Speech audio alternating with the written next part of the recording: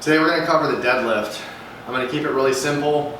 Maybe a future video I'll get into a little bit greater depth, but right now I just want to hit the basic overview of some things that allow you to focus on the finer points in my opinion. So really basic, again like I said, and for me I like to set it up for the approach. So once the bar is set up, first thing I do is I step to the bar. You know, you do see a lot of people bringing the bar to you and it tends to create some movement, which is great. But right now, just from a basic standpoint, step number one is I say shin to bar. Doesn't mean your shins have to be touching the bar, but essentially we don't want you to have to reach out to get the bar, okay? So again, step one, shin to bar. Step two, I always say take slack out. Now, slack is, I like to say like a train car. Imagine you have a train engine, you have a bunch of train cars.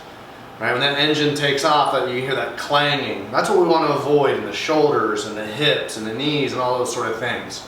So we take slack out through contraction, not through jerking or getting in these herky-jerky movements. So, really simple, slack out. Fist, right, you want to squeeze the bar. That's the only thing to touch on the bar typically. Maybe your shin, but really this is where we're at. Slack is out there. I always say shoulder blades back pocket. The opposite of that is a shrug. So think, basically push down into that bar, okay? You may even feel your triceps flex, which we really do. And again, that kind of keeps you tall, right? I also say long and strong. We want to get that spine long and contracted, okay? And third piece of slack is we want to flex those knees out. We don't want to just push them out, okay? And that is what creates movement.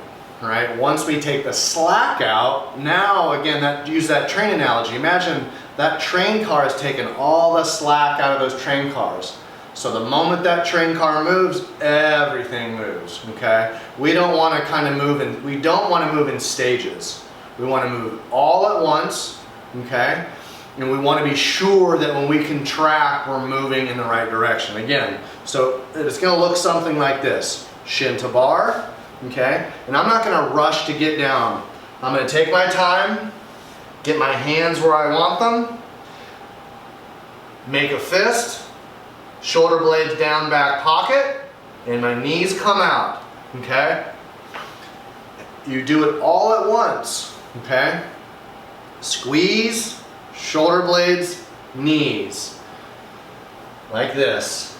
Squeeze, shoulder blades back pocket, knees out, hips through, okay?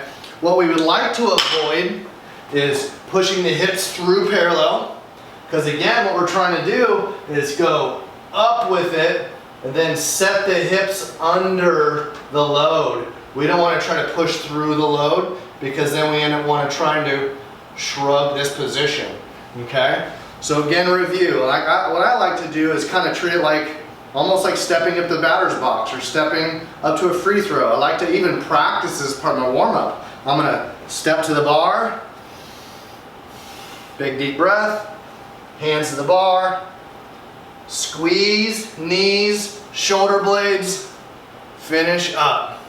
Okay? And then the reverse is much the same. Keep tight, keep tight, keep tight. Descend the bar back down. Okay? Couple things we want to avoid. We want to avoid reaching for the ground, like I said before. We want to avoid snapping through, okay? One of the things I also want to, it sounds kind of crazy, but don't be in a big hurry to lift it, okay? Get yourself in position. Again, I'll say it again. Get in your starting blocks, because once you're in those starting blocks and we got tension, now we have a predictable movement that's going to go upward. Again, one last time, shin to bar, hands, shoulder blades, knees. Vertical, finish with a glute squeeze, okay? Back down and repeat as needed.